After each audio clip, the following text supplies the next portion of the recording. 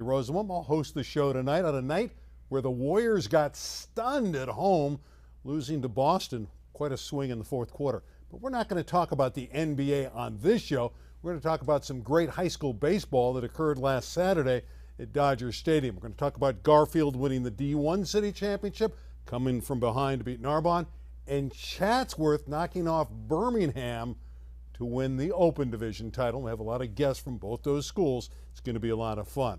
But joining me tonight, as always, is Tarek Fatal from the Daily News. And Tarek, we got to start with some big news today.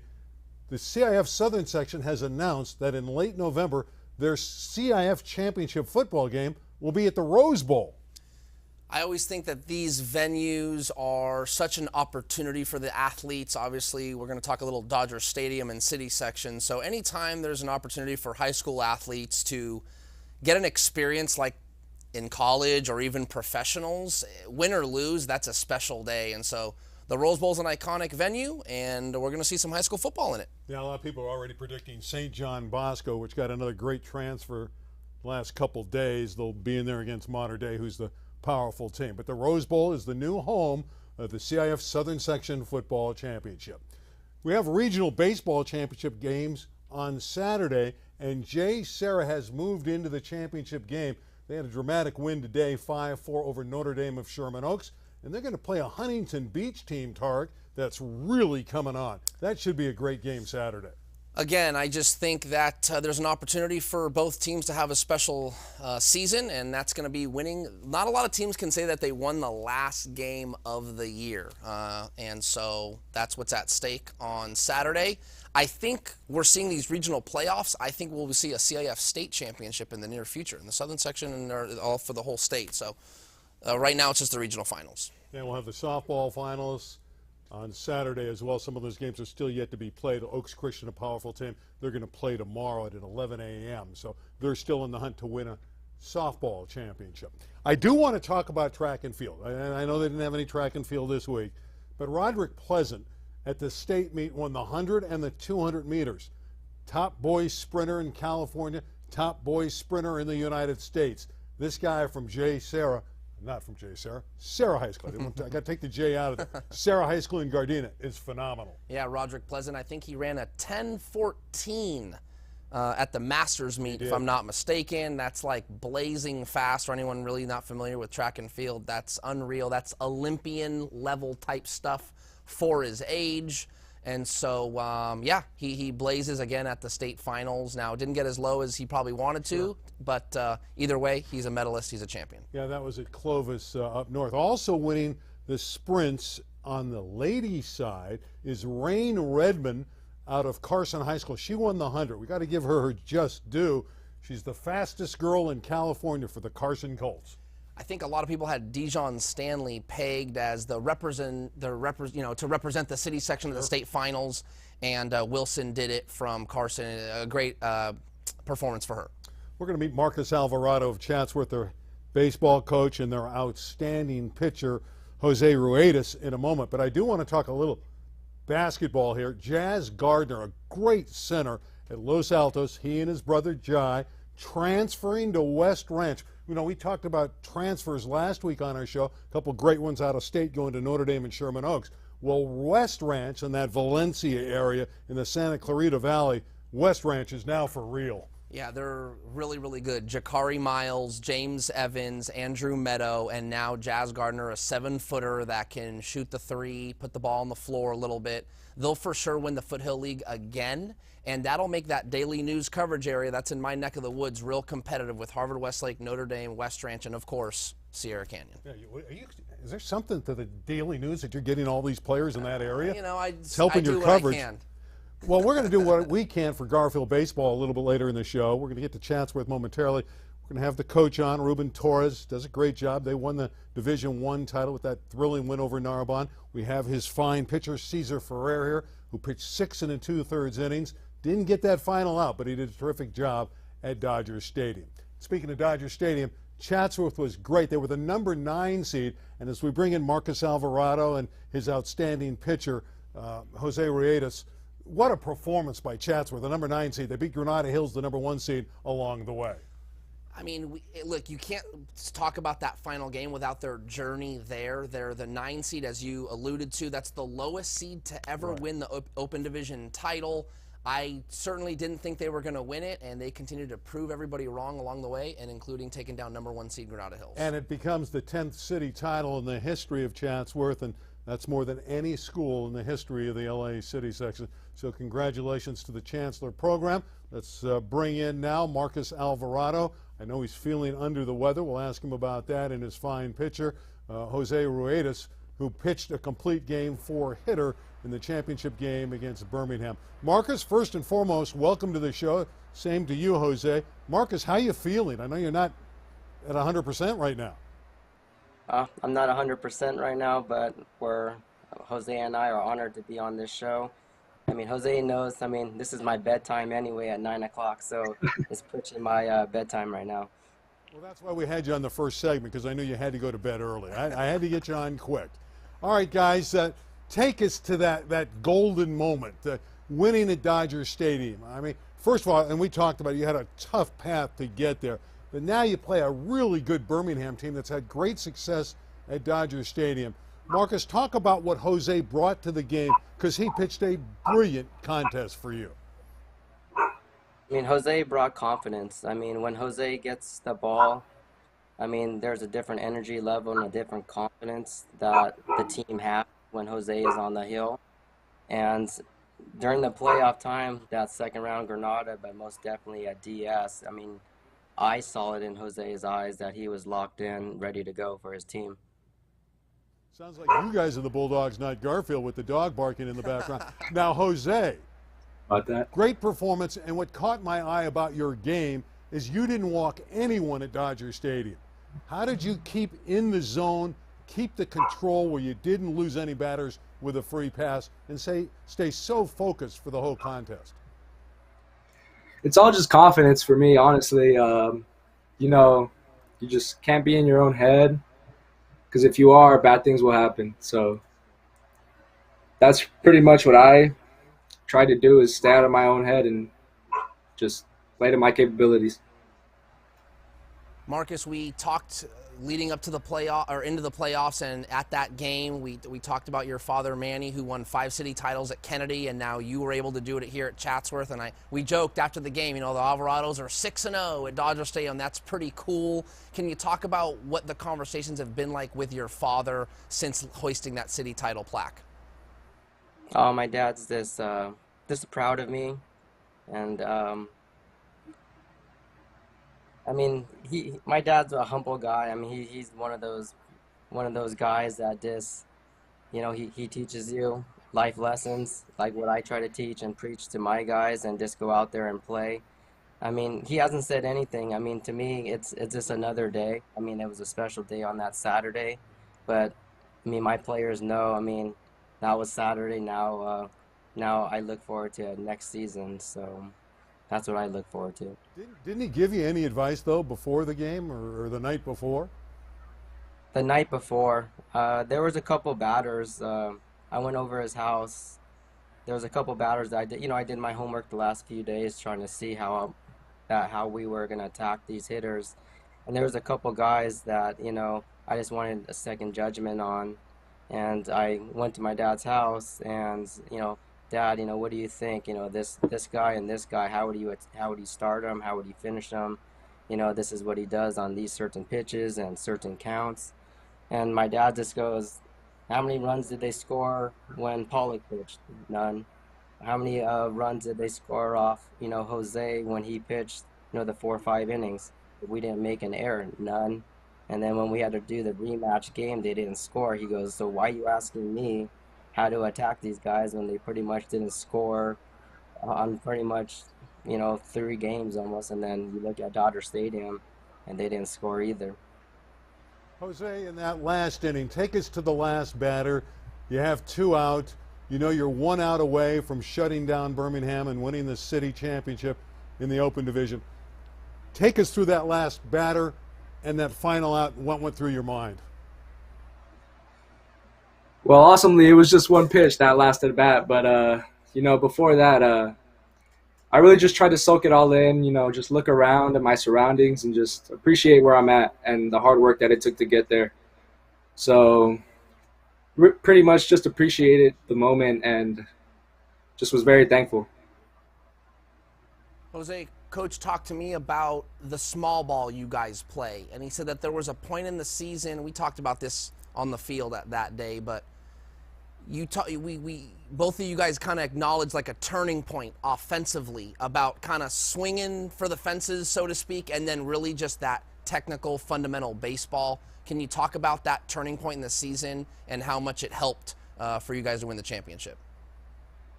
Absolutely. It helped tremendously. Once all the guys just bought into what our coaches wanted us to do for them, everything just turned around, and you see, we ended up at Dodger Stadium.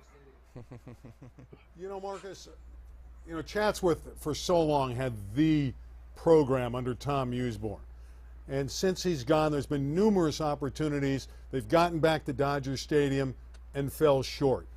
Did you feel pressure at Chatsworth to get a championship, to finally get, I don't want to call it a monkey off your back, but that's what your AD said. There was pressure there.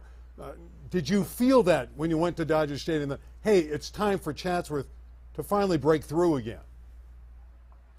No, I didn't feel any pressure. I mean, the last name that I have to live up to, my dad, I know I'll never live up to my dad's standards. Going into Chatsworth High School, no one's going to be Coach Usborne. 8 city titles. Just walking into that school, I knew that there's certain expectations, and I know those expectations because the school that I came from previously. The only thing that I wanted to do is to make sure that these young kids that didn't realize the history at Chatsworth High School, that didn't have the opportunity to play for Coach Usborne, that when he put on that uniform and that hat, there is expectations. I thrive off those type of expectations because I like to prove people wrong. And, this year we actually had the opportunity to raise that trophy on Saturday. Marcus, you alluded to it a little bit earlier. It's a championship, victory, awesome, happy, and then you're already kind of like, I got to focus on next season, Talk a little bit about, some of the things you have planned for the summer and just kind of making that transition to go, hey, great season, awesome, but now I got to keep looking forward. How do you do that? The summertime when we have tryouts in a few weeks, I go in the summertime Monday through Friday, 6:30 in the morning to like 8 o'clock weight room class, and the incoming freshmen, JV, soft rush, and varsity guys, just to build that bond and that work ethic that I like. That's what we're going to start, and just play about 8 to 10 summer ball games just to get some reps during the summertime, and then just get our groundwork in the off-season class. That's what my coaching staff and I like the most is breaking down the fundamentals and breaking down the individual skills to the T, to the best of our ability. Jose, finally for you, what's in your future in baseball? Obviously, you're a senior. You want to graduate from Chatsworth. What's down the road for you as a flamethrower on the mound? I will definitely be continuing to play in college. Still don't know where yet, but baseball is definitely in my future. Well, we appreciate you guys coming on. Marcus, we hope you feel better. I know you feel good about a championship, but now we got to get you healthy. And Jose, congratulations on a wonderful performance. Thank you. I saw one writer say it was the second best performance he saw at Dodger Stadium to Brett Saberhagen's no-hitter. I got to correct him. It's the third best performance. You were great, but Justin Castle at Chatsworth threw a one-hitter and came an eyelash away from a no-hitter. That was the other great game. But what they have in common, they're all from the West Valley, and 2 of the 3 are Chatsworth pitchers. Congratulations to Jose and Marcus on an open division 2-0 win over Birmingham in the finals. Guys, take care. Appreciate it, guys. Thank you. Great performance. We mentioned it before, the number 9 seed. Can't argue with a victory. I think they had a really, really good game against Notre Dame Sherman Oaks in the regional playoffs. Came up short, but a great, great season for the Chancellors. Now, Garfield wins the D1 title. They knock off Narbonne and they come in studio tonight. So we get the coach Ruben Torres. He's here. He brings in his fine pitcher Cesar Ferrer, who went 6 2/3 innings. And gentlemen, congratulations on your win over Narbonne. Thanks, Randy. Appreciate it. Thanks, Tarek. Thank you guys for having us, and well, we're excited. Excited to be here.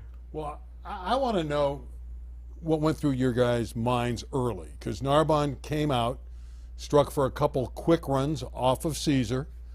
What goes through your mind? You're at Dodger Stadium, you're all pumped up, you have this great crowd, everyone's roaring, and then Narbonne hits you in the face with a punch. How do you react to that on the big stage? You think about it, I think the first thing you want to think is like, you want to start figuring, you start thinking, is this going to continue or not?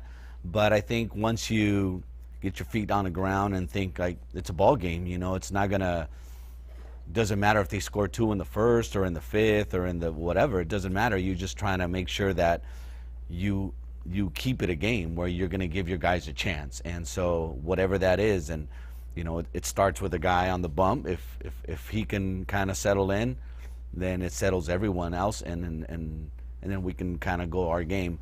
Aside from that, the guys have been there before, they've responded before, so it's like anything. Like you said, you take a punch, but you got more rounds to go. So I got to tell you, Narbonne scores 2. I run over to Tarek in the press box, and I go, "What do you think?" He goes, "Garfield will be in this. Garfield's going to come back." Yeah. So he had confidence. By the way, he won the press box. Yeah. He was the top picker. He picked he went 2-0. I went 1-1, and there's a few guys that went 0-2. All right, Caesar.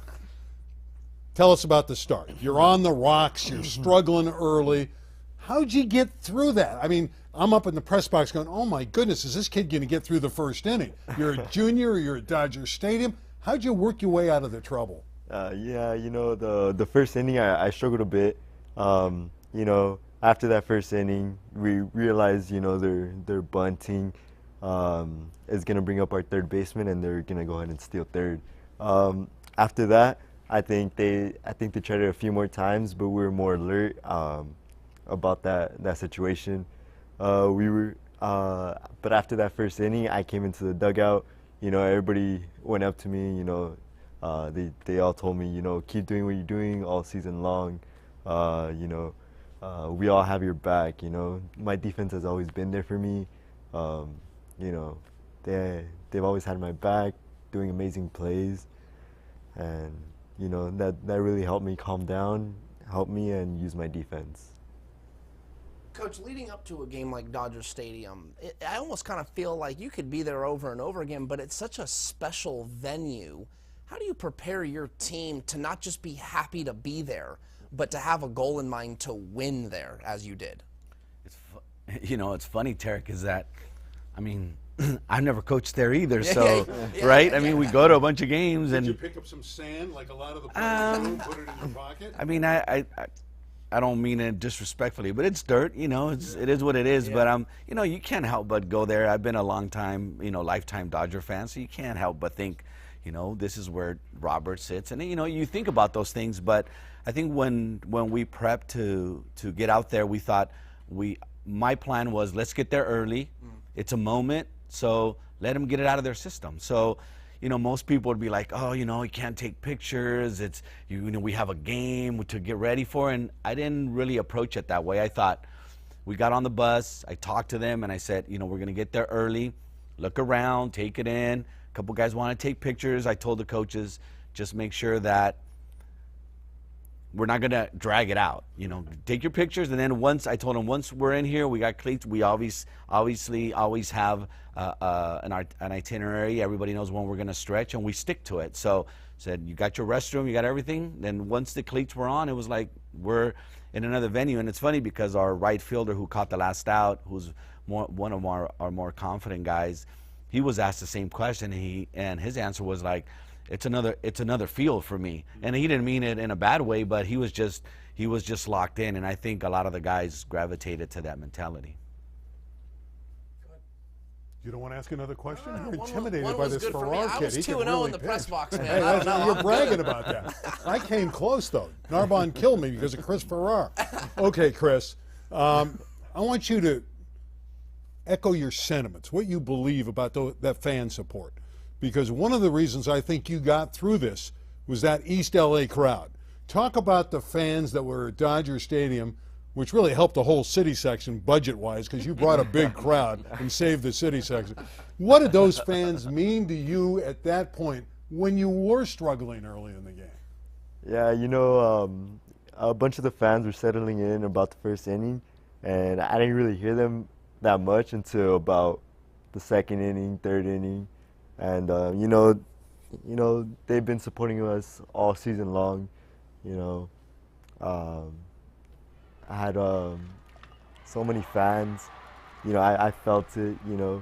I soaked it all in. Took a deep breath on the mound, and then locked in. And eventually this moment happened, which was pretty good. Coach, I want you to talk about when you heard the chants of East LA. Go Bulldogs, you're going to hear all the time. But the East LA represented the community. And everyone in the press box, everyone in the stadium heard that cascading down at Dodger Stadium. East LA. I mean, you had to feel good about that. We feel good, but we're not surprised. It's like one of those deals where even league games, we get a good crowd. It's just our administration at Garfield is amazing, is supportive, and the administration we have understands the place that Garfield holds in that community. They have a really real picture idea of what Garfield means to that community, and so seeing them up there, we would have had our mariachi there again, except a couple of them, and they had the test, and we lost a couple kids, and so we couldn't get them there, but they would have been there again. And we started getting videos of the lines outside, and when I heard that they weren't gonna scan tickets till 9 o'clock, I was like, we're not gonna have all our fans in by 10. You just have an idea what's going to happen, but it's a special place to be at. I know maybe other people will use it, but I think just Garfield is just, it's one of a kind, really. Talk about what it's been like at school since you won the city title. Walking with a little more confidence through the hallways. I want to know. 8-2. His ERA was under 2. He's a star on campus. That's what I want to know. What's it been like since you guys won the city title? Sometimes in class they'll be like, "Oh, that's the CIF champ over there." Nice. That's cool. That's cool. Most of my teachers were saying like, "Oh, I was there. I was cheering you on. Congratulations. How'd you feel?" And it's always like, wow, like I didn't know like they were like big fans, It almost feels like I'm a superstar at school. Well, you are a superstar. That's great. Okay, then what makes this thing so ironic is Garfield really doesn't have a baseball field. And so you end up winning a championship at arguably the most beautiful facility in Major League Baseball. It's right in there. You go from nothing really from a facility standpoint to the ultimate. Tell us about your plight on trying to get ready on a daily basis because you really don't have a field. Yeah.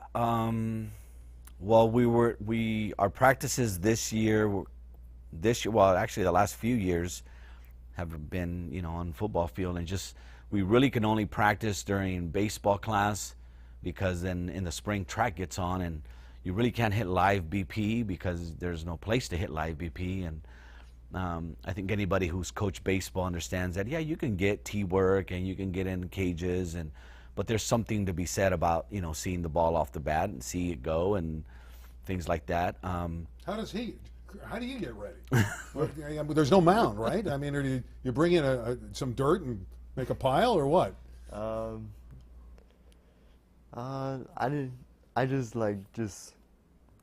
prepared mentally, visualize my. So you myself. really didn't have a mound though when you practiced? No, just our artificial turf mound. Wow. Well, guys, congratulations. I think it's a great story. You were the number 3 seed, so it's not totally unexpected. Last question, you got him coming back next year. Caesar's going to be, I guess, your number 1 pitcher. Open division? He asked it. That was going to ask, hey, what do you got coming back next year? And, yeah, are you thinking, okay, let's go for the open division next year? Well, you know what, we don't, when we go into, I'll be honest, when we go into the season, we don't really think like, let's play it down or play it up. We try to put together a competitive schedule, and if the powers to be feel like we're an open division team, we'll be there. We played a few, we played Roosevelt, we played Marshall. Now we're down to 28 teams. I'm one of those coaches that really likes to play Southern Section teams. It's not a knock on the city section at all. Mm-hmm. I like kids to experience. I mean, we went to, one year I went to Notre Dame when they opened the field and Hunter Green was a senior, and I just wanted them to be able to see what that looks like. I probably knew we were going to get destroyed, but so I don't necessarily look at it. You do, obviously there's strategy to your schedule, and you want to be able to have put yourself in a position where you're going to win some ball games for sure.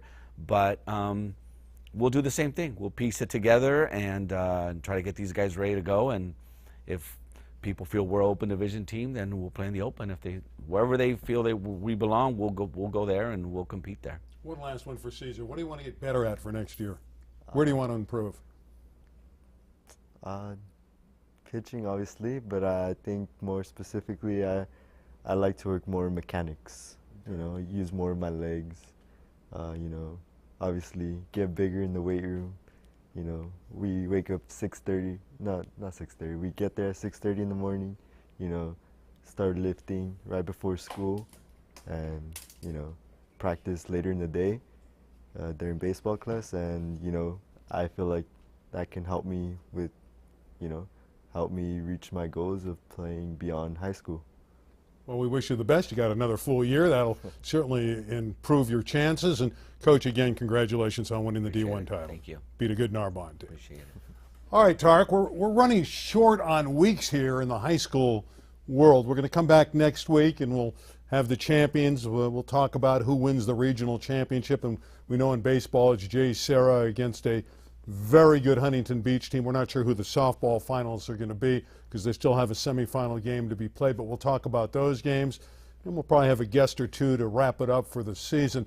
I know, Tarek, it's been a tremendous baseball season, especially in the city section. We were able to meet the Chatsworth Chancellors winners and obviously the guys from Garfield. It was a great, great day at Dodger Stadium last Saturday. It really was, and it was good to be back. Let's not forget, it was, I think, more than 50 years straight at Dodger Stadium before the pandemic, kind of 2-year hiatus from the city section finals being at Dodger Stadium, but they came back, and we had 2 very good games. Yeah, Chatsworth winning its 10th title, that's a tremendous achievement. And what strikes me about that, the West Valley, and I know San Pedro won the title during the COVID year, but the West Valley just completely controls that open division. Birmingham out of the West Valley had won the other 3. So I think it's good for Garfield and teams of that ilk to play in the D1. It gives them a real good chance. Those West Valley League teams are just a step above. But Garfield, they got their pitcher coming back next year. So who knows? We're going to wish them well. And maybe next year when they get back to the championship, I'll pick them to win in the press box, and Tarek won't be the only guy that goes 2-0. That's going to wrap up another week of SoCal Prep Report. Again, we want to thank our Chatsworth guests. Coach Alvarado had a great year, and his pitcher Ruedas was terrific as well. And we want to thank them for joining us. And, of course, Ruben here was great as the coach and as a guest tonight, along with his pitcher, who was terrific as well in Caesar Ferrer. And for Tarek Fatal, where are you going to be this week? You got one last week. That's it. No, one more week, one more day. I'll be at a regional final. I'll be at Oaks Christian softball regional semifinal tomorrow, regional final on Saturday, and the prep season is over. Complete. Yes. So we'll get a synopsis from you on those games next week, right? Maybe. I don't know, man. Come on. You don't pull back on me right now. All right, for Tarek Fatal of the Daily News, and you can read him there every day. You're every day, right? Just about. He's a full-time employee. But we're happy to have him here. For Tarek, I'm Randy. We'll see you next Thursday right here on SoCal Prep Report. Good night, everybody.